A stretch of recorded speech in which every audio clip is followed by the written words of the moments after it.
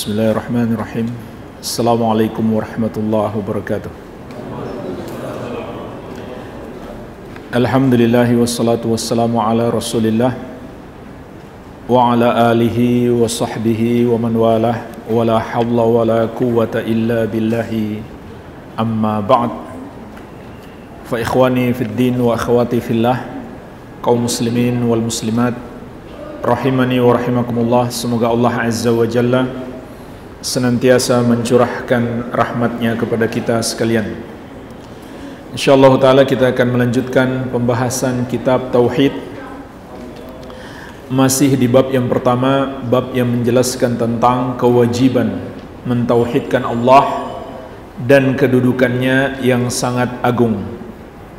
Memasuki dalil yang keempat, yaitu pembahasan surat An-Nisa ayat ke-36. Allah Azza wa Jalla berfirman, wa'budullaha wa la tusyriku bihi syai'a, dan beribadahlah kepada Allah dan janganlah kamu mempersekutukannya dengan sesuatu apapun. Jemaah sekalian, ayat ini menunjukkan kepada kita kewajiban mentauhidkan Allah Subhanahu wa ta'ala, karena inilah yang Allah perintahkan kepada kita. Beribadahlah kepada Allah dan janganlah kamu mempersekutukannya dengan sesuatu apapun.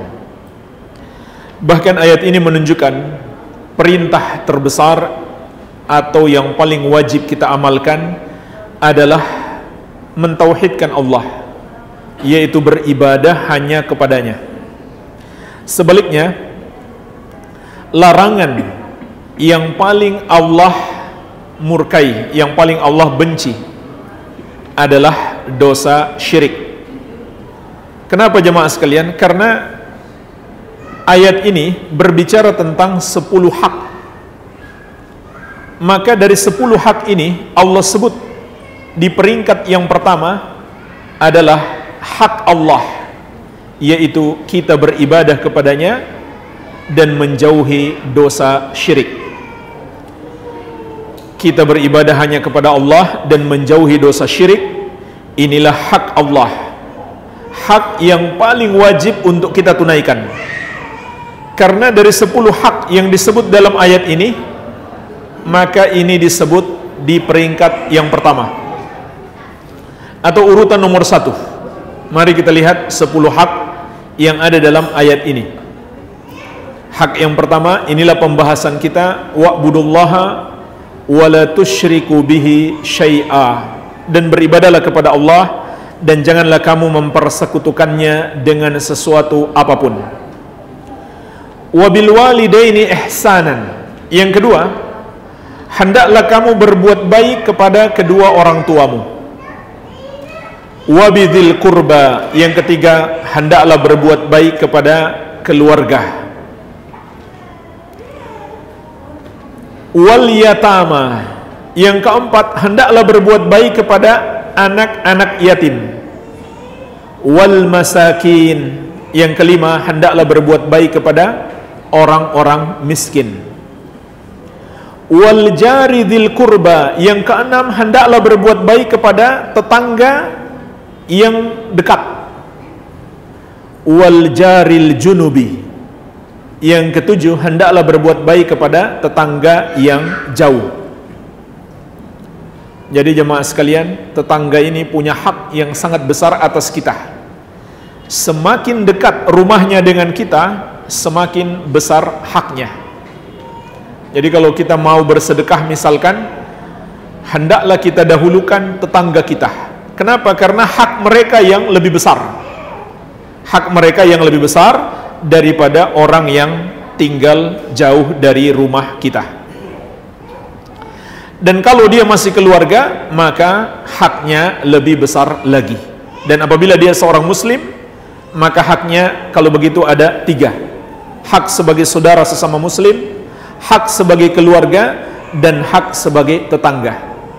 Jadi haknya semakin besar atas kita, sehingga kalau kita bersedekah kepadanya, pahalanya pun menjadi semakin besar.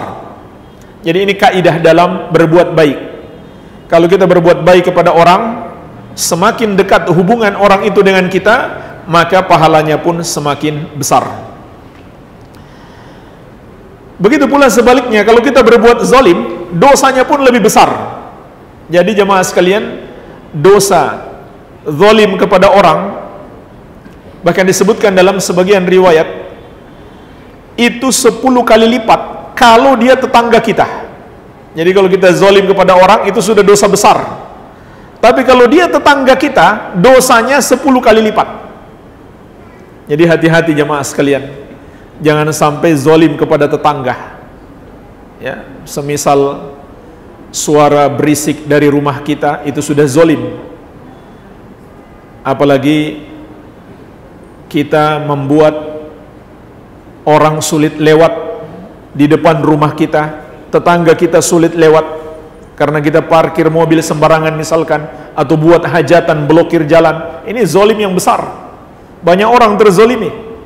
Dan kalau mereka yang terzolimi itu adalah tetangga, itu dosanya 10 kali lipat daripada yang bukan tetangga. Ini disebutkan dalam hadis yang sahih, diriwayatkan Al-Bukhari dalam kitab beliau Al-Adabul Mufrad. Dosa kepada tetangga itu 10 kali lipat dibandingkan yang bukan tetangga. Dan kalau dia masih keluarga, maka dosanya lebih besar lagi.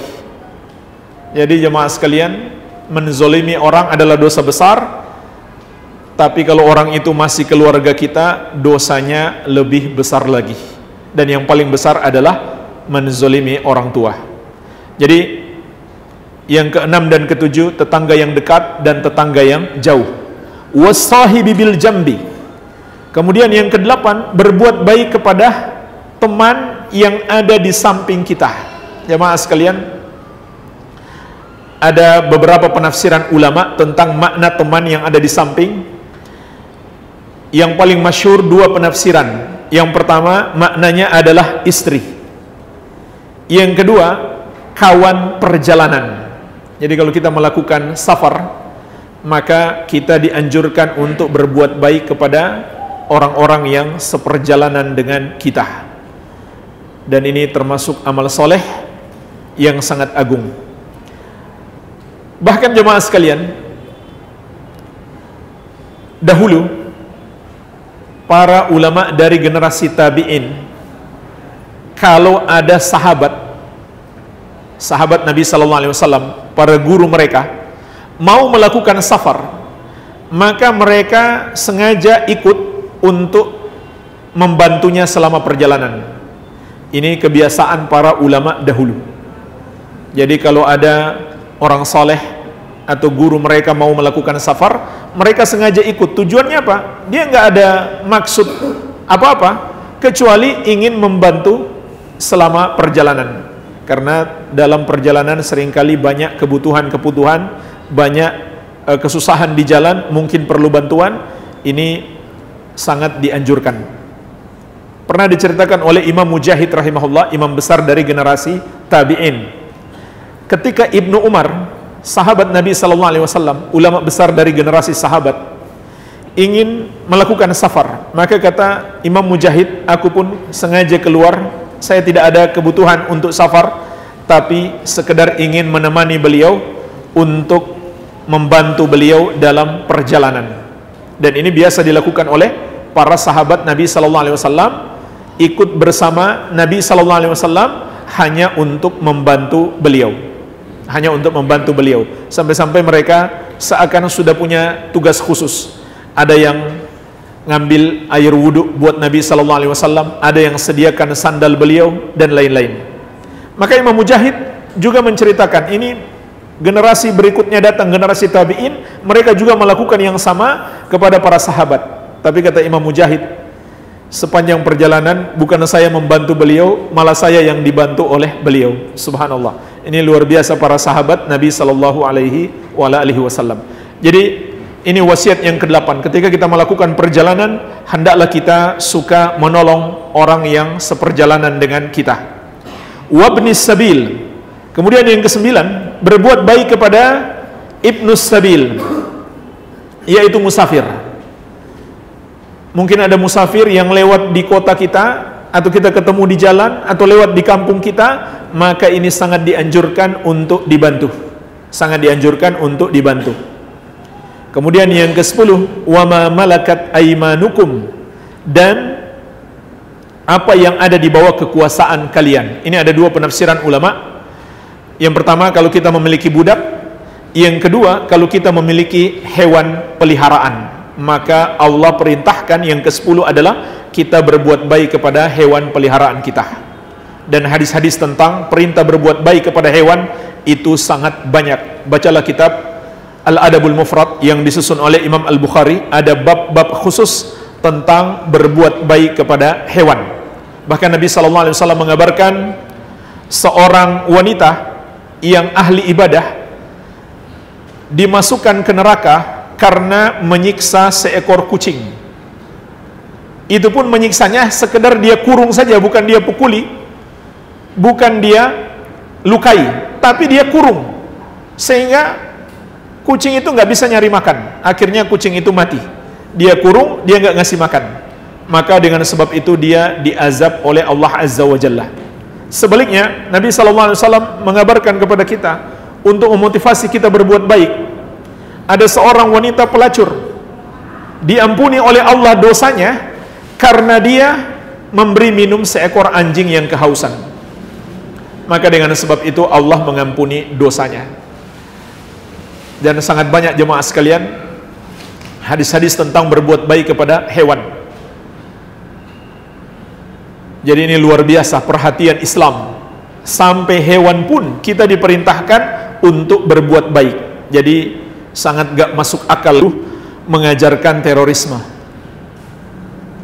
Itu bukan ajaran Islam. Itu hanya oknum-oknum orang yang mengaku muslim yang mengatasnamakan Islam.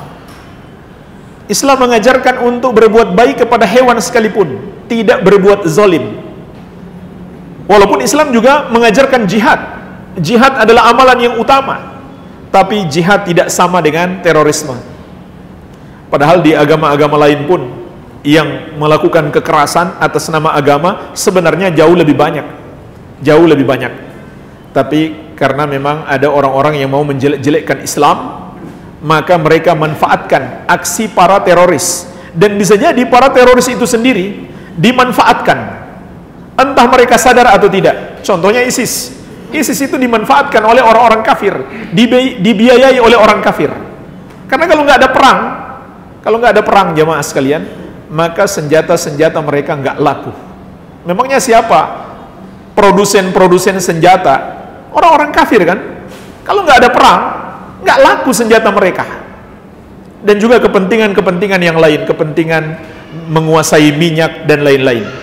Ini contoh ISIS, yang orang menjelek-jelekkan Islam karena ISIS, padahal di belakang ISIS adalah orang-orang kafir. Lihat saja merek senjata mereka, merek mobil-mobil mereka, itu semua buatan orang kafir.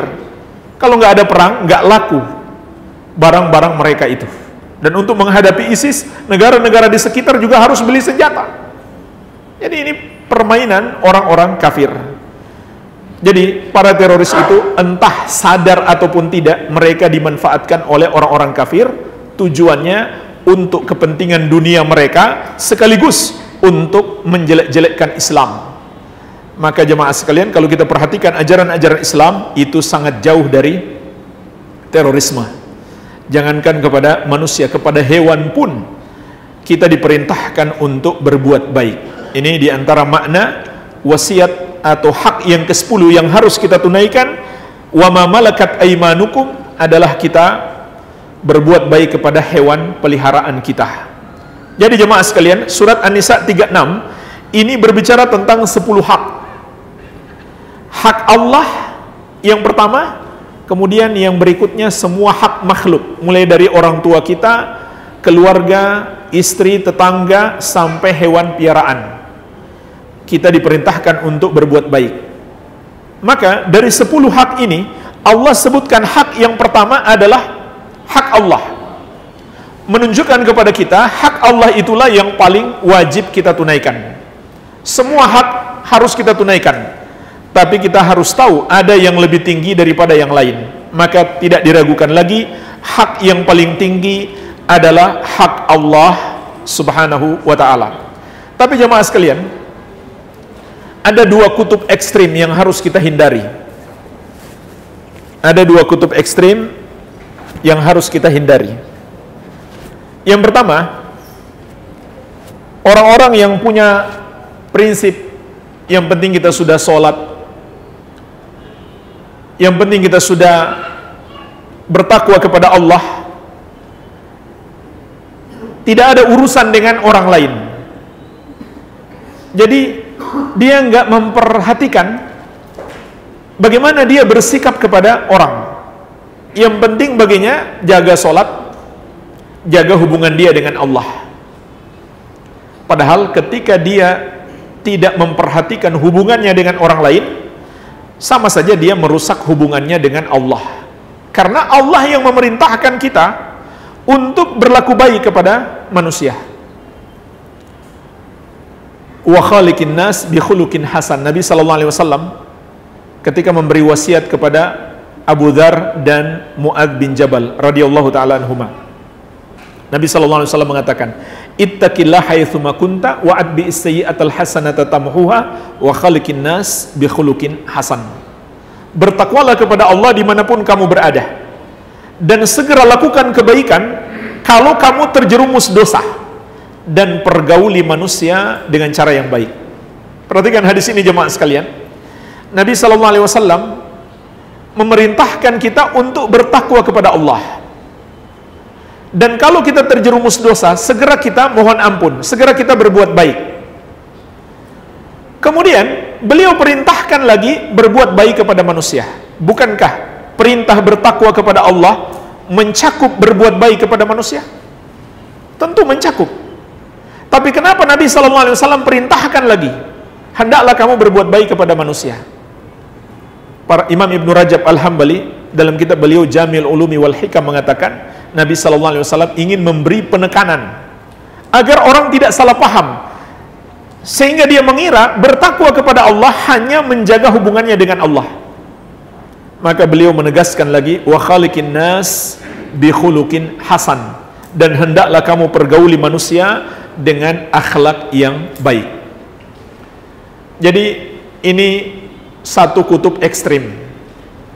Mereka jaga sholat, mereka jaga puasanya, tapi dia tidak berbuat baik kepada orang tuanya, dia tidak menunaikan hak istri dan anaknya, dia tidak berbuat baik kepada tetangganya. Ini tidak benar. Ini yang pertama. Kutub ekstrim yang kedua, ini lebih berbahaya sebenarnya. Mereka mengatakan yang penting baik kepada orang, sholat nggak sholat urusan pribadi.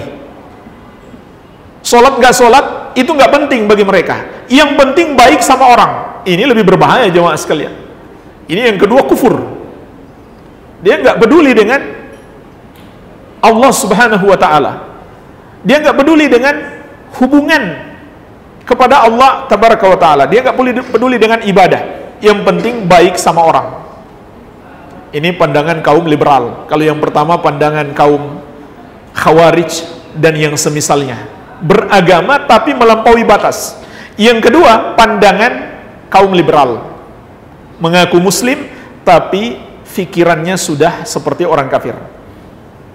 Jadi kata mereka, sholat urusan masing-masing, nggak usah mengingatkan orang sholat. Sholat nggak penting. Yang penting apa? Berlaku baik sama orang. Subhanallah. Padahal jemaah sekalian, berakhlak mulia, berlaku baik, itu nomor satu harusnya kepada Allah. Ini yang harus kita pahami dengan baik jemaah sekalian. Perintah berakhlak baik itu sudah mencakup perintah akhlak baik kepada Allah dan akhlak baik kepada hamba-hamba Allah. Tentu yang lebih penting adalah akhlak baik kepada Allah. Oleh karena itu jemaah sekalian, orang yang mempersekutukan Allah, orang yang menduakan Allah, orang yang menyembah kepada selain Allah atau menuhankan selain Allah adalah orang yang paling buruk akhlaknya. Walaupun dia baik kepada manusia, tapi dia adalah makhluk yang paling buruk akhlaknya. Kenapa? Karena dia bersikap buruk kepada Allah Dia menyamakan Allah dengan makhluk. Dia menghina Allah dengan menyamakan Allah dengan makhluknya, padahal Allah maha tinggi, maha besar, maha agung, maha suci, maha kuasa.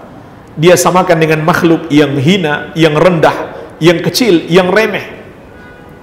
Ini penghinaan kepada Allah Azza wa Jalla. Jadi seorang muslim, dia nomor satu menjaga hubungannya dengan Allah, yaitu dengan mentauhidkan Allah dan menjalankan perintahnya serta menjauhi larangannya. Tetapi dia juga menjaga hubungannya dengan hamba-hamba Allah Azza wa Jalla. Ini pelajaran penting yang bisa kita petik dari ayat ini. Allah memerintahkan kita memenuhi hak semua yang punya hak. Di antaranya adalah 10 yang memiliki hak yang harus kita tunaikan di dalam ayat ini. Dan hak nomor satu adalah hak Allah Azza wa Jalla, menunjukkan itulah hak terbesar, hak yang paling tinggi yang harus kita tunaikan. Kemudian jemaah sekalian, di dalam ayat ini juga terkandung pelajaran ibadah tidak akan diterima oleh Allah dari orang yang berbuat dosa syirik. Kenapa demikian? Karena setelah perintah ibadah disusul dengan larangan berbuat syirik. Perhatikan ayat ini, kata Allah, wa'budullah, beribadalah kepada Allah. Kemudian disusul dengan wala tusyriku bihi syai'a, dan janganlah kamu mempersekutukan Allah dengan sesuatu apapun. Maka para ulama mengatakan ayat ini mengandung makna ibadah kepada Allah tidak akan diterima oleh Allah dari orang yang berbuat dosa syirik. Jadi gak ada gunanya seseorang itu melakukan sholat, puasa, zakat, haji kalau dia masih berbuat dosa syirik. Gak ada gunanya. Sama dengan orang yang sholat tapi wudunya sudah batal, dia sudah buang angin, walau dia sholat 1000 rakaat, gak ada gunanya. Gak ada gunanya, wudunya sudah batal. Syarat sahnya sholat tidak dia penuhi, yaitu berwudu, bersuci. Begitu pula jemaah sekalian, semua ibadah, kalau seseorang sudah batal imannya, batal syahadatnya karena dia berbuat dosa syirik, maka semua amal ibadahnya pun menjadi batal. Jadi jangankan yang baru mau dia lakukan, yang sudah dia lakukan pun terhapus. Sebagaimana telah kita sampaikan di pertemuan sebelumnya, dosa syirik menghapuskan amalan. Di antaranya Allah ingatkan di surat Al-An'am ayat 88, walau asyraku lahabita anhum ma kanu ya'malun. Andai mereka berbuat dosa syirik, terhapuslah amalan yang mereka kerjakan. Jadi jangankan amalan yang baru mau dikerjakan, yang sudah dikerjakan pun terhapus karena dosa syirik. Maka ini menunjukkan kepada kita betapa bahayanya dosa syirik itu. Dan jangankan amalan, iman pun terhapus, syahadat terhapus, apalagi hanya amalan-amalan anggota tubuhnya. Iman yang dalam hatinya pun terhapus. Walaupun dia merasa ada imannya, imannya tidak sah kalau dia berbuat dosa kesyirikan. Dan orang yang mentauhidkan Allah, dia tidak akan mungkin bisa mentauhidkan Allah sampai dia meninggalkan semua dosa syirik. Tauhid lawannya adalah kesyirikan. Tidak ada orang berbuat syirik yang disebut mentauhidkan Allah atau beribadah kepada Allah Subhanahu wa taala. Baik. Kemudian jemaah sekalian, dalam ayat ini juga ada pelajaran penting. Allah melarang dosa syirik dalam bentuk umum. Dalam bentuk umum. Dari mana kita ketahui? Dari sisi bahasa, dari sisi bahasa Arab. Yaitu Allah menggunakan kata syai'an. Wala tusyriku bihi syai'an. Dan janganlah kamu mempersekutukan Allah dengan syai'an. Syai'an ini dalam bahasa Arab adalah kata nakirah. Apa lawan daripada nakirah? Ini bahasa Arab paling dasar ya. Kalau pernah belajar bahasa Arab sedikit pasti tahu. Lawan daripada nakirah apa? Hah? Ini bahasa Arab paling dasar loh. Kalau nggak tahu parah berarti ini. Lawan nakirah apa? Lawan nakirah adalah ma'rifah. Lawan daripada nakirah ma'rifah. Jadi ini kata nakirah. Apa tanda kata nakirah di sini? Ada yang tahu? Tidak menggunakan alif lam. Masya Allah. Alhamdulillah ada yang tahu ya. Ini bahasa Arab dasar loh, jamaah sekalian. Belajar bahasa Arab wajib loh. Kita nggak akan bisa memahami Al-Quran dan hadis dengan baik kalau nggak paham bahasa Arab. Dan sulit khusyuk dalam sholat. Kenapa? Nggak ngerti apa yang dibaca kan? Nggak tahu bahasa Arab. Orang yang tahu bahasa Arab saja belum tentu dia ngerti semuanya. Apalagi yang nggak tahu bahasa Arab. Ya, imam baca apa udah dengerin aja, nggak paham artinya. Jadi wajib belajar bahasa Arab. Nah, para ulama ahli tafsir dan ahli bahasa Arab mengatakan kata nakirah yang terletak dalam konteks larangan, maka di dalam bahasa Arab dia memiliki makna umum. An-nakiratu fi siyakin nahyi tufidul umum. Kata nakirah terletak dalam konteks larangan memiliki makna umum. Jadi jemaah sekalian, ini indahnya bahasa Arab dan indahnya Al-Quran dengan menggunakan bahasa Arab. Kalau kita paham bahasa Arab, maka kita membantu kita memahami Al-Quran. Maka dari sisi bahasa kita sudah bisa memahami. Larangan berbuat syirik adalah larangan bersifat umum. Larangan bersifat umum. Karena Allah menggunakan kata syai'an, yaitu kata dalam bentuk nakirah yang terletak dalam konteks larangan, maka maknanya umum. Sehingga karena maknanya umum, tidak memberi pengecualian. Dan ini penting dipahami. Apa faidahnya? Kita memahami larangan syirik itu mencakup 4 makna keumuman. 4 makna keumuman. Yang pertama, sedikit maupun banyak. Artinya syirik itu terlarang sedikit atau banyak. Karena maknanya umum, bukan hanya banyak saja, sedikit pun terlarang. Banyak membatalkan Islam, sedikit pun membatalkan Islam. Satu pun bisa membatalkan Islam. Sama dengan wudu. Pembatal wudu itu kan banyak. Tapi kalau seorang lakukan satu saja, sudah cukup batal wudunya, nggak usah tunggu jadi 2 atau 3. Begitu pula dosa syirik. Orang disebut musyrik, nggak harus syiriknya 2 atau 3, satu sudah cukup. Karena semua syirik dilarang. Kemudian yang kedua, besar maupun kecil juga terlarang. Tidak ada besar dilarang, kecil dibolehkan. Kenapa? Karena larangannya bersifat umum. Kemudian yang ketiga, mencakup semua bentuk ibadah. Ibadah apapun yang dipersembahkan kepada selain Allah dilarang. Kenapa? Karena larangan syirik dalam bentuk umum. Jadi bukan hanya sholat, ruku dan sujud dilarang kepada berhala, tapi ibadah yang lain juga dilarang. Seperti menyembelih atau berdoa atau bergantung hati, itu kan ibadah juga, maka itu juga dilarang.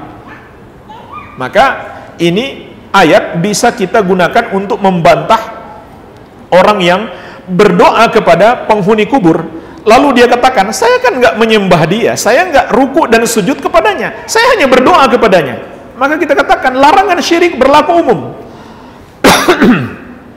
Berlaku untuk semua ibadah. Kemudian yang keempat, ini yang paling penting,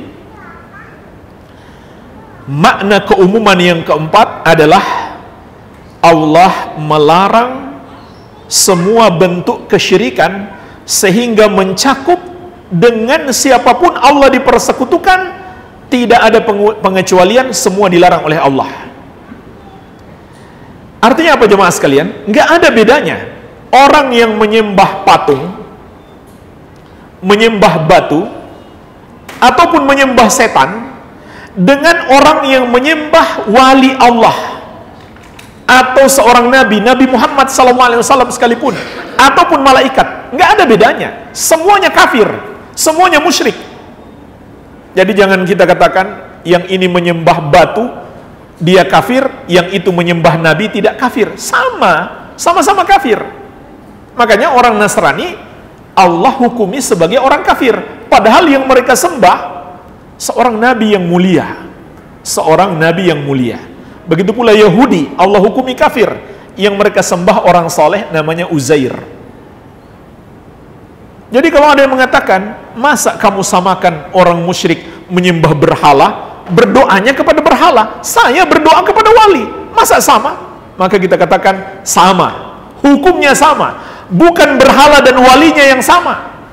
Yang sama adalah perbuatan kalian. Jadi nggak ada bedanya, sama, dua-duanya musyrik.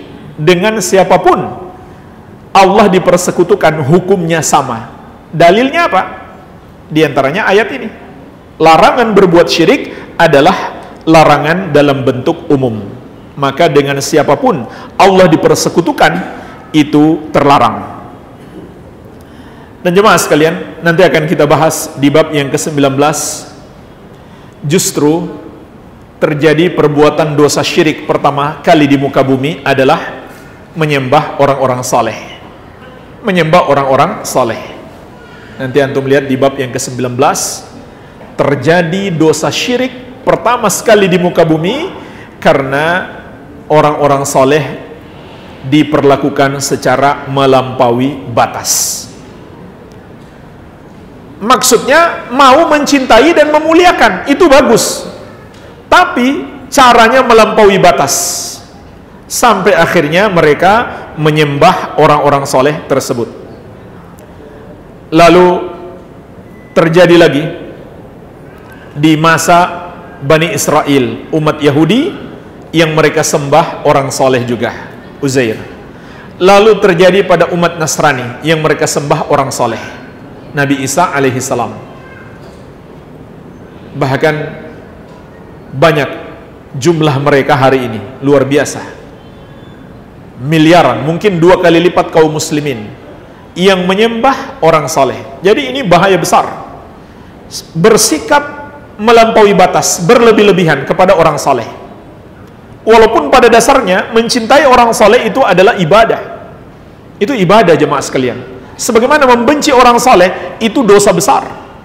Allah memberi peringatan keras dalam hadis qudsi, "Man 'adali waliyan faqad adzantuhu bil harb." Barang siapa memusuhi waliku, maka aku umumkan perang terhadapnya. Jadi jangan main-main, jemaah sekalian. Memusuhi orang saleh sama saja mengundang perang kepada Allah, na'udzubillah. Tetapi kalau kita melampaui batas dalam memuliakan orang soleh, seperti memuji-muji dengan cara melampaui batas, atau memperlakukan dia dengan cara melampaui batas, ini justru menjadi pintu setan terbesar. Dan ini fakta, bukti terjadinya kesyirikan dari masa ke masa, diawali oleh sikap berlebih-lebihan dalam memuliakan orang-orang soleh. Sampai hari ini masih terjadi. Sampai hari ini masih terjadi. Maka hendaklah kita jangan melampaui batas dalam memuliakan dan mencintai orang-orang soleh. Jadi nggak ada bedanya. Yang disembah itu orang soleh, atau patung, atau setan, hukumnya sama. Semuanya adalah termasuk kesyirikan dan kekufuran. Jemaah sekalian, mungkin ini saja pelajaran-pelajaran yang bisa kita petik dari surat An-Nisa ayat ke-36. Semoga bermanfaat. Barangkali ada pertanyaan, saya persilakan.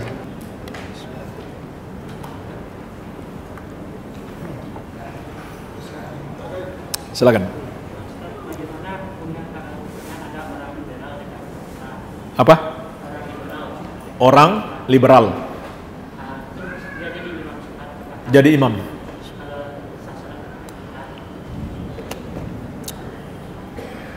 Jemaah sekalian, orang liberal itu orang yang punya pemahaman kufur, punya akidah kekafiran. Contohnya gimana? Mereka mengatakan semua agama sama. Agama yang mengajarkan penyembahan hanya kepada Allah, dan agama yang mengajarkan penyembahan kepada setan, kepada batu-batu, kepada berhala, kepada orang soleh, sama saja menurut mereka. Jadi bagi mereka nggak ada yang salah kecuali Islam itu sendiri yang menyalahkan peribadahan kepada selain Allah. Jadi nggak ada yang salah kecuali Islam yang asli. Itu saja bagi mereka yang salah. Selain itu nggak ada yang salah. Itu prinsip liberal. Bagi mereka nggak boleh saling menyalahkan. Walaupun faktanya mereka juga menyalahkan. Siapa yang mereka salahkan? Islam yang asli. Orang-orang yang mengikuti pemahaman Islam yang asli yang Allah turunkan kepada Rasulullah sallallahu alaihi wasallam, yaitu ajaran utamanya adalah tauhid, beribadah hanya kepada Allah dan menyalahkan atau menganggap batil semua peribadahan kepada selain Allah dan semua agama yang mengajarkan peribadahan kepada selain Allah. Makanya Allah dengan tegas mengatakan, innad dina indallahil Islam. Sesungguhnya agama yang diridhoi di sisi Allah hanya Islam. Karena hanya Islam yang mengajarkan peribadahan itu hanya untuk Allah semata. Selain Islam mengajarkan peribadahan kepada selain Allah. Tapi kata orang liberal, semuanya benar, nggak usah saling menyalahkan. Maka tidak diragukan lagi, ini adalah kekufuran. Jadi pertanyaannya, bagaimana kalau orang seperti ini jadi imam kita? Bolehkah kita bermakmum kepadanya? Maka pertanyaan seperti ini jamaah sekalian pernah diajukan kepada Asy-Syaikh Ibnu Baz rahimahullah. Beliau mengatakan tidak boleh, tidak sah kita menjadi makmumnya. Kenapa? Dia ibadahnya nggak sah. Bagaimana mungkin kita jadi makmumnya?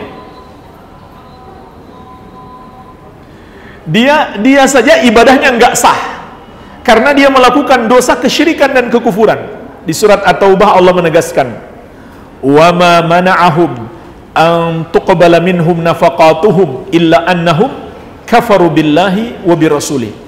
Tidak ada yang menghalangi diterimanya sedekah-sedekah mereka. Dan semua amal ibadah mereka berlaku. Kecuali karena mereka kafir kepada Allah dan Rasulnya. Jadi ibadah dia saja tertolak. Bagaimana mungkin kita jadi makmum dia? Maka tidak boleh. Semua dosa kesyirikan dan kekufuran, syirik besar dan kufur besar yang dilakukan oleh imam dan kita tahu, kita nggak boleh menjadi makmumnya. Adapun kalau dia pelaku dosa besar atau dia pelaku bid'ah, tapi bid'ahnya tidak sampai tingkat kesyirikan dan kekufuran, maka kita masih boleh menjadi makmumnya, dan itu tetap lebih afdal daripada kita sholat sendirian. Kecuali kalau ada masjid lain yang imamnya lebih bagus, maka kita pergi ke sana.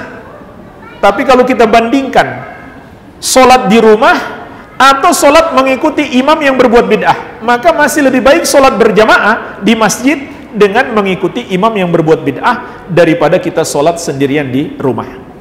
Tapi itu dengan syarat bid'ahnya tidak sampai tingkat kesyirikan dan kekafiran. Ya, seperti itu. Wallahu a'lam. Ada pertanyaan lain, silahkan. Assalamualaikum warahmatullahi wabarakatuh. Waalaikumsalam warahmatullahi wabarakatuh. Tentang masalah syirik itu, Ustaz. Itu syirik itu apa karena penyembahan aja, apa karena ucapan bisa terjadi syirik? Umpamanya begini, Ustaz. Mari kita serahkan kepada Tuhan, Ustaz. Kepada Tuhan. Sementara Tuhan itu kalau saya pelajari, Ustaz, itu Tuhan itu berasal dari untuk sebutan untuk kepala dewa, untuk dewa. Sementara di ayat Al-Quran surat 7 ayat 180 Allah tuh mempunyai Asmaul Husna. Ada Asmaul Husna, nama-nama yang baik, Ustaz. Jadi ya Allah ya Rahman. Jadi kalau kita berkata mari kita serahkan kepada Ya Allah, Ya Allah, ya. Tadi Bapak sebut Pak? Ya Allah, ya.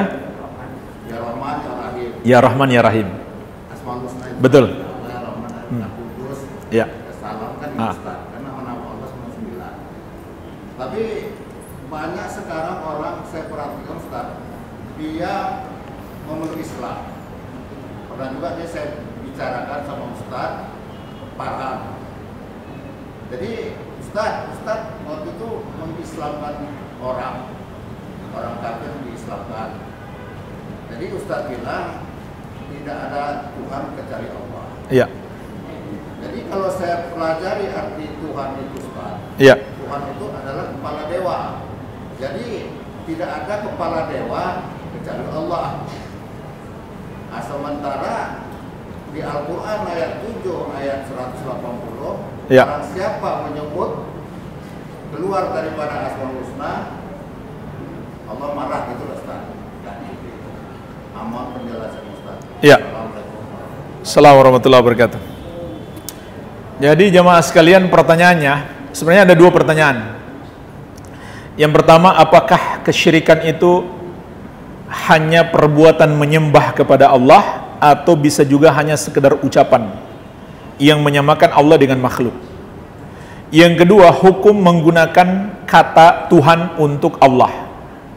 Maka yang pertama, kesyirikan itu mencakup tiga: syirik dalam rububiyah, uluhiyah, dan asma wa sifat. Syirik dalam ibadah adalah syirik dalam uluhiyah, yaitu kita persembahkan ibadah kepada selain Allah, atau kita meyakini ada selain Allah yang berhak disembah. Kemudian syirik dalam rububiyah itu bisa mencakup ucapan dan keyakinan. Kalau ada orang berkata di pantai situ ada penguasa, itu syirik dalam rububiyah. Walaupun dia nggak meyakini, tetap itu syirik. Tetap itu adalah ucapan syirik. Atau contoh ucapan syirik jemaah sekalian, walaupun dia nggak yakin. Ada orang berkata, kalau bukan karena kamu saya sudah mati. Kalau bukan karena dokter itu saya nggak sembuh. Kalau bukan karena obatnya saya sudah mati. Itu syirik. Karena yang menyembuhkan adalah Allah. Walaupun ini bisa jadi syirik besar, bisa jadi syirik kecil. Kalau dia masih yakin Allah yang menyembuhkan, maka syirik kecil. Tapi kalau dia tidak yakin lagi kepada Allah yang menyembuhkan, maka ucapan ini adalah syirik besar. Jadi ucapan pun bisa syirik, bukan hanya sekedar mempersembahkan ibadah. Begitu pula dalam nama-nama dan sifat. Contohnya, umat Nasrani menamakan Allah dengan Bapa. Ini kesyirikan mereka. Dan mensifatkan Allah dengan sifat makhluk. Mereka bilang Allah punya anak. Maka ini syirik mereka dalam nama dan sifat Allah Azza wa Jalla. Jadi syirik mereka bukan sekedar menyembah selain Allah. Baik, jadi kesyirikan luas sebagaimana tauhid terbagi tiga: rububiyah, uluhiyah, dan al-asma wa sifat. Begitu pula syirik. Insyaallah taala di bab-bab akan datang kita akan banyak contoh kesyirikan. Bacalah buku ini. Ada banyak contoh kesyirikan dalam buku ini. Baik. Nah, sekarang pertanyaan yang kedua. Tentang menggunakan kata Tuhan bagi Allah Azza wa Jalla. Maka jemaah sekalian, kata Tuhan itu bukan nama Allah, betul. Itu bukan nama Allah. Itu bukan nama Allah Azza wa Jalla. Karena nama Allah itu sudah ditetapkan di dalam Al-Quran dan Sunnah. Nggak boleh kita tambah-tambahi, sebagaimana nggak boleh kita kurang-kurangi. Dan tidak ada kata Tuhan dalam nama-nama Allah yang terdapat dalam Al-Quran dan Sunnah. Tapi pertanyaannya, apakah kata Tuhan ini adalah terjemahan dari nama Allah atau bukan? Jawabannya adalah kembali kepada Kamus Bahasa Indonesia. Itu yang lebih tepat, yang lebih ilmiah. Kembali kepada Kamus Bahasa Indonesia. Nah, ini saya buka barusan Kamus Bahasa Indonesia, KBBI. Tuhan itu artinya sesuatu yang diyakini, dipuja dan disembah oleh manusia sebagai yang maha kuasa, maha perkasa dan sebagainya. Ini sifat Allah bukan? Sifat Allah. Ini menurut bahasa Indonesia, Pak. Adapun pendapat-pendapat orang, yaitu masih sulit dipertanggungjawabkan secara keilmiahan. Karena kalau kita bicara bahasa Indonesia, ya kembali kepada ahli bahasa Indonesia. Nah, ini dia di Kamus Bahasa Indonesia. Sekarang kalau kita katakan itu ada makna yang lain, ya silakan datangkan kamusnya yang diakui dalam bahasa Indonesia. Baik, jadi mungkin kita katakan Tuhan itu adalah terjemahan dari sifat Allah atau nama Allah, bukan nama Allah. Ini beda jemaah sekalian. Terjemahan dari nama Allah dan nama Allah itu sendiri, itu hal yang berbeda. Iya. Mungkin kita katakan boleh kata Tuhan itu sebagai terjemahan dari nama Allah. Tapi sebaiknya jangan kita gunakan kecuali kalau dibutuhkan. Gunakanlah nama Allah. Kita bisa gunakan Allah itu sendiri, atau Rabb, atau Ar-Rahman, Ar-Rahim. Itu jelas yang disyariatkan. Jangan gunakan terjemahan, karena itu juga menghindari kalau ada makna lain. Menghindari kalau ada makna lain yang mungkin nggak cocok kepada Allah. Kecuali jemaah sekalian kalau dibutuhkan. Terkadang kita bicara dengan orang awam, dia nggak tahu apa itu Allah, dia nggak tahu apa itu Rabb, dia taunya Tuhan. Ya terpaksa kita gunakan kata itu. Ya, itu kadang-kadang pertimbangan kita kalau berceramah di depan orang awam. Ada yang nggak ngerti. Mungkin aja ada yang mu'alaf masih baru nggak ngerti. Jadi kita gunakan kata itu hanya ketika dibutuhkan. Wajallah. Dua-duanya dilarang. Kalau cuma hukumnya beda. Kalau sujud penyembahan kepada selain Allah, maka hukumnya syirik. Tapi kalau sujud penghormatan kepada selainnya, selain Allah, tidak sampai syirik, tapi itu adalah pintu kesyirikan. Dua-duanya dilarang. Karena syariat kalau melarang sesuatu, melarang juga sesuatu yang mengantarkan kepadanya. Makanya Allah berfirman, wala taqrabul fawahisha ma dhahara minha wa ma batan. Jangan kamu dekati perbuatan yang keji, yang nampak maupun yang tersembunyi. Jadi bukan hanya jangan melakukan, tapi juga jangan dekati. Maka kalau kita sujud kepada seseorang untuk menghormatinya, itu belum sampai syirik, tapi itu terlarang. Kenapa? Itu jalan kepada kesyirikan. Itu adalah pintu kepada kesyirikan. Dan juga dilarang dengan tegas oleh Rasulullah sallallahu alaihi wasallam. Beliau mengatakan, "Lau kuntu amiran ahadan an yasjuda li ahadin la amartul mar'ata an tasjuda li zawjiha." Seandainya boleh aku perintahkan seseorang sujud kepada orang lain, maka aku akan perintahkan seorang istri sujud kepada suaminya. Kurang jelas apa hadis ini? Hadis ini mengandung larangan sujud kepada manusia. Andai boleh, maka yang pertama Nabi sallallahu alaihi wasallam perintahkan untuk memuliakan seseorang, istri Allah perintahkan, Nabi sallallahu alaihi wasallam perintahkan untuk sujud kepada suaminya demi memuliakan suaminya. Tapi itu nggak boleh. Walaupun dulu boleh. Kapan itu boleh? Zaman Nabi Adam, zaman Nabi Yusuf masih boleh. Makanya malaikat Allah suruh sujud kepada Adam, bukan untuk menyembah Adam, tapi memuliakan Adam. Begitu pula saudara-saudara Yusuf, untuk menghormati beliau mereka sujud. Maka itu syariat umat terdahulu. Kalau sudah dihapus dalam syariat kita, maka tidak boleh lagi. Jadi syariat umat terdahulu kalau sudah dihapus oleh syariat kita, maka tidak boleh lagi diamalkan oleh manusia. Jadi dulu boleh sujud untuk pemuliaan. Di masa Nabi Muhammad SAW telah diutus, beliau menghapus, beliau larang sujud kepada manusia siapapun, walaupun dengan niat sekedar memuliakan, sekedar menghormati, bukan untuk menyembah, karena itu bisa menjadi pintu kepada kesyirikan. Baik. Nah, begitu pula jemaah sekalian, ada hadis yang sahih. Nabi SAW melarang kita membungkuk. Membungkuk sedikit saja itu dilarang. Saat kita berjumpa dengan orang, lalu kita membungkuk sedikit, itu sudah dilarang. Apalagi sampai rukuk, itu lebih parah lagi. Jadi sama ini, keduanya tidak boleh. Ini cara penghormatan kepada orang lain yang berlebihan. Kalau cium tangan boleh. Ya mungkin muncul pertanyaan, jadi bagaimana dong kalau orang tua kita cium tangan, ya kita terpaksa harus menunduk? Maka jawabannya boleh, karena ada keperluan. Masa orang tuanya yang ditarik ke atas?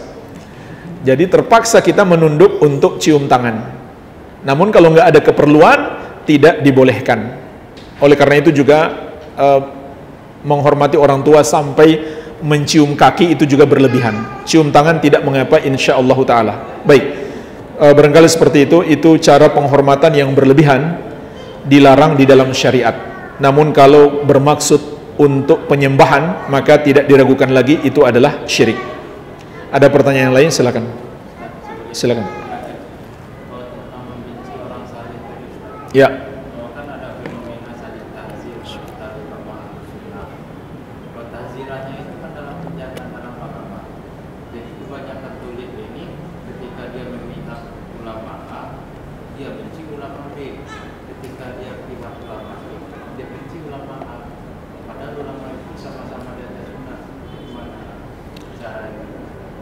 Membenci ulama adalah dosa besar selama dia ulama ahli sunnati wal jamaah. Dan yang dimaksud ulama ya hanya ulama ahli sunnah wal jamaah sebenarnya menurut kategori syariat. Kalau menurut kategori orang awam ya asal pakai peci, rajin ke masjid, apalagi pintar ceramah, itu langsung dicap ulama. Tapi kalau menurut kategori syariat, ulama itu adalah yang mengikuti jalan ahli sunnati wal jamaah dan mendalam ilmunya. Bukan sekedar mendalam ilmunya, tapi dia juga mengikuti jalan ahli sunnati wal jamaah. Itu namanya ulama. Kalau dia mengikuti jalan yang lain, jalan yang menyimpang, itu bukan ulama. Itu bisa jadi malah penyesat umat. Nah, jadi kesimpulannya, kalau yang dia benci, yang dia musuhi adalah betul-betul ulama ahli sunnati wal jamaah, maka dia membahayakan dirinya sendiri. Ya, nggak boleh. Dan ulama mungkin saja salah, dan mungkin saja kesalahannya ditahdir, tapi orangnya nggak boleh. Selama dia masih ulama ahli sunnah, tidak boleh kita mentahdir orangnya. Kesalahannya boleh, kita kritik, kita jelaskan, ini pendapat yang salah. Semoga syekh kita ini dimaafkan. Harusnya begitu. Semoga beliau dimaafkan. Tapi kesalahannya harus kita jelaskan. Itu pun bukan kita yang meluruskan kesalahan, tapi kita ikut penjelasan ulama yang lainnya. Jangan kita yang sok menjadi ulama juga, mengkritik pendapat-pendapat para ulama. Tapi kita ikuti pendapat ulama yang lainnya yang kita lihat lebih sesuai dengan kebenaran. Iya. Kritik mengkritik itu hal yang biasa di kalangan para ulama. Namun selama dia masih ahli sunnati wal jamaah, tidak boleh kemudian kita menjatuhkan kehormatannya. Ini bahaya besar, ini adalah dosa yang sangat besar. Iya, wallahu alam. Silakan Pak. Assalamualaikum warahmatullahi wabarakatuh. Apakah syirik kecil itu membatalkan keislaman seseorang? Iya Pak. Baik. Afwan sebentar Pak ya. Ini ada dalam bahasa Indonesia kita menyebutnya dengan Tuhan yang berasal dari bahasa Sanskerta, yaitu tuh yang memiliki arti roh atau dewa yang memiliki posisi tertinggi dalam kayangan atau surga. Ini sumbernya kompasiana.com, bukan sumber resmi ini Pak. Sumber resmi KBBI, Kamus Besar Bahasa Indonesia. Ya.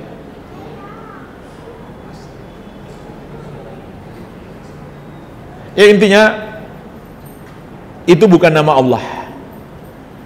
Dan kalaupun itu terjemahan nama Allah, maka tetap lebih afdal kita gunakan nama Allah yang asli. Kecuali benar-benar dibutuhkan, kita lagi ngomong sama orang yang nggak ngerti nama-nama Allah. Ya, seperti mu'alaf, orang baru masuk Islam. Iya. Baik, pertanyaannya, apakah syirik kecil membatalkan keislaman, Pak? Jawabannya tidak. Syirik kecil adalah dosa terbesar setelah syirik besar, tapi tidak sampai membatalkan keislaman, juga tidak sampai menyebabkan pelakunya kekal di neraka, dan juga tidak menghapuskan seluruh amalan. Jadi itu bedanya dengan syirik besar. Syirik besar menyebabkan murtad, menyebabkan pelakunya kekal di neraka kalau dia nggak tobat sampai mati, dan menghapuskan seluruh amalannya. Sedangkan syirik kecil hanya menghapus amalan yang menyertainya. Contohnya riya. Kalau ada orang sholat zuhur dia riya, zuhurnya terhapus, tapi yang subuh tadi dia ikhlas tidak terhapus. Tapi kalau syirik besar, semua sholat sepanjang hidupnya terhapus. Jadi itu bedanya. Hanya ulama beda pendapat. Apakah syirik kecil kalau pelakunya nggak bertobat akan diampuni oleh Allah atau tidak akan diampuni? Nah, di situ ulama beda pendapat. Sebagian berpendapat syirik kecil juga nggak akan diampuni. Sebagian mengatakan sama dengan dosa-dosa besar yang lain selain syirik besar. Kalau Allah menghendaki diampuni, maka diampuni. Kalau tidak, maka tidak. Jadi di sini letak perbedaan pendapat ulama. Nah, Syekh Ibnu Utsaimin rahimahullah, beliau menguatkan pendapat syirik kecil pun tidak akan diampuni. Kenapa? Karena ayat yang mengatakan dosa syirik tidak diampuni itu juga ayat bersifat umum, sehingga mencakup syirik besar dan syirik kecil. Insyaallah ayatnya kita bahas di bab yang keempat, surat An-Nisa ayat 48 dan 116. Innallaha la yaghfiru ayyushraka bihi wa yaghfiru ma duna dzalika liman yasha. Sesungguhnya Allah tidak akan mengampuni dosa syirik dan akan mengampuni dosa selain itu bagi siapa yang dia kehendaki. Kata Syekh Ibnu Utsaimin, ayat ini bersifat umum, mencakup syirik besar dan syirik kecil. Hanya saja jamaah sekalian, walaupun tidak diampuni, maka amalannya tetap ditimbang. Amalannya tetap ditimbang. Mungkin saja dia punya amalan yang menjadi lebih berat timbangan kebaikannya daripada timbangan dosanya. Ya, sehingga dia juga tidak dikatakan, walaupun kita katakan syirik kecil pun nggak akan diampuni, tidak dikatakan dia otomatis masuk neraka, tidak juga. Tidak juga. Dan andai dia masuk neraka, maka dia tidak kekal di neraka. Hanya pelaku dosa syirik besar yang kekal di neraka. Tapi ini maknanya kalau dia nggak tobat. Kalau dia nggak tobat sampai mati. Adapun kalau dia tobat, syirik besar pun Allah akan ampuni. Jangankan syirik kecil, syirik besar pun kalau bertobat Allah akan ampuni. Yang tidak diampuni maknanya kalau sampai mati dia nggak tobat. Wallahu alam. Ada pertanyaan lain? Silakan. Assalamualaikum warahmatullahi wabarakatuh. Bagaimana Ustaz kalau kita masih takut di tempat-tempat tertentu, takut amal, atau malam sunyi, atau di tempat-tempat yang kita anggap apakah kita secara langsung berpikir? Itu takut yang sifatnya tabiat, tidak syirik dan tidak berdosa. Kita lewat di tempat sepi, kita khawatir, kita takut, itu adalah takut yang sifatnya tabiat manusia. Walaupun bisa saja hilang karena kuatnya tawakal. Karena kuatnya tawakal bisa saja hilang. Jadi pada dasarnya itu sifatnya tabiat. Sama dengan kita takut dengan binatang berbisa, hewan buas. Maka ini juga takut yang sifatnya tabiat, bukan syirik. Tapi bisa menjadi syirik kalau mengantarkan kepada syirik. Contohnya lewat di tempat sepi, lalu seseorang berkata, "Mbah permisi, saya mau diganggu." Ini berarti dia minta perlindungan kepada setan yang ada di situ. Setan dihormati lagi, dipanggil mbah. Jadi ini termasuk syirik. Nanti akan kita pelajari insyaallah di bab 13 kalau tidak salah, tentang orang yang meminta perlindungan kepada para jin. Ini termasuk syirik. Kalau sekedar takut karena mereka jahat, maka itu sifatnya tabiat. Sifatnya tabiat. Iya. Tapi ketahuilah jemaah sekalian, ini pun bisa dihilangkan rasa takut ini dengan apa? Dihilangkan dengan tawakal. Hilang, malah mereka yang jadi takut sama kita. Dan pada dasarnya memang begitu. Pada dasarnya para jin itu takut kepada manusia. Tapi kalau kita kelihatan takut, maka saat itulah kita dikerjai. Dibikin penampakan, dibikin suara menakutkan, didekati sampai bulu-bulu kita berdiri, atau sampai kesurupan. Itu kalau dia lihat kita takut. Oleh karena itu kalau lewat di tempat itu, walaupun takut, jangan tunjukkan takut. Pura-pura berani saja. Kalau kelihatan takut, dikerjai jamaah sekalian. Dikerjai oleh para jin. Jadi rasa takut itu bisa dihilangkan dengan apa? Dengan tawakal dan memohon perlindungan kepada Allah Azza wa Jalla. Tidak ada yang bisa membahayakan kita dengan perlindungan Allah. Iya. Mungkin yang terakhir. Pengalaman saya. Ya, dua terakhir. Fadhil. Silakan akhi. Bagaimana tadi kan Ustaz bilang ada hak tetangga. Ini kan kebetulan ana kalau dagang nggak punya toko Ustaz. Jadi kalau ada tabligh akbar itu baru kita dagang Sabtu Ahad gitu. Itu bagaimana hukum Ustaz? Apakah itu termasuk dosa besar? Jadi kita dagang itu di tempat kajian Ustaz. Kalau tidak mengganggu para pengguna jalan misalkan, maka tidak apa-apa. Kalau tidak mengganggu para pengguna jalan, tidak apa-apa. Dan ya mungkin hukumnya tinggal di mana jualannya, apakah di areal masjid atau bukan. Nah, memang ada khilaf ulama. Sebagian berpendapat selama tanah itu milik masjid nggak boleh. Sebagian mengatakan kalau itu bukan tempat sholat, ya contohnya di parkiran, maka tidak apa-apa. Tapi kalau itu tempat sholat, ya seperti di teras. Teras kan kalau jamaah membludak jadi tempat sholat, maka hendaklah dihindari. Iya. Jadi mungkin dari sisi itu aja.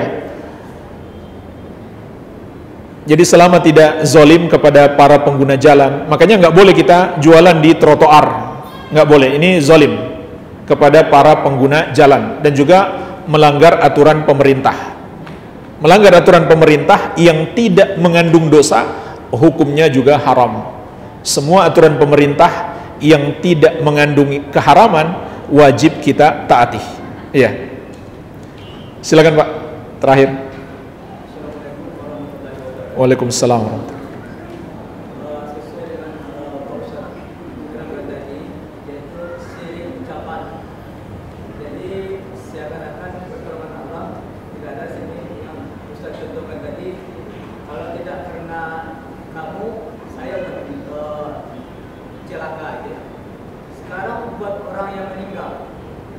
Kita sering bertanya tentang kabar orang meninggal. Kita bertanya sakit apa, karena apa, atau simpulan meninggal karena kecelakaan. Jadi ucapan itu apa termasuk syirik ucapan atau bagaimana? Jawabannya tidak termasuk, karena di dalam sejumlah hadis Allah juga menyebut, Nabi SAW juga menyebut seperti itu. Contohnya beliau bersabda, al-mabtun syahidun. Orang yang wafat karena sakit perut, dia mati syahid. Jadi dia wafat karena sakit perut. Nabi SAW tidak mengatakan Allah yang mematikan dia. Tentu Nabi SAW meyakini Allah yang mematikan, tapi sakit perutnya itu adalah sebab. Sakit perutnya itu adalah sebab. Iya. Jadi karena ada dalilnya, Nabi SAW mengatakan seperti itu, maka itu bukan syirik. Selama kita meyakini itu hanya sebab. Tentu yang mematikan hakikatnya adalah Allah Azza wa Jalla.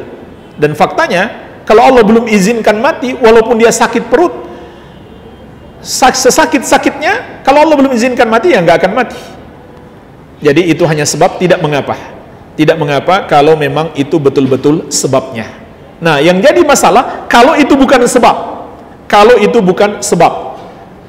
Misalkan kita katakan, kenapa dia mati? Karena waktu lewat di tempat situ nggak minta permisi. Nah, ini yang syirik. Karena itu bukan sebab.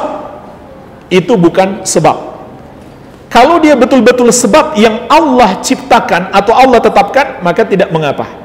Kita mengatakan seperti itu dengan keyakinan bahwa Allah yang mewafatkan dia itu hanyalah sebab. Iya. Walhamdulillah, ini yang bisa kita bahas, semoga bermanfaat. Lebih dan kurangnya saya mohon maaf. Wabillahi taufik.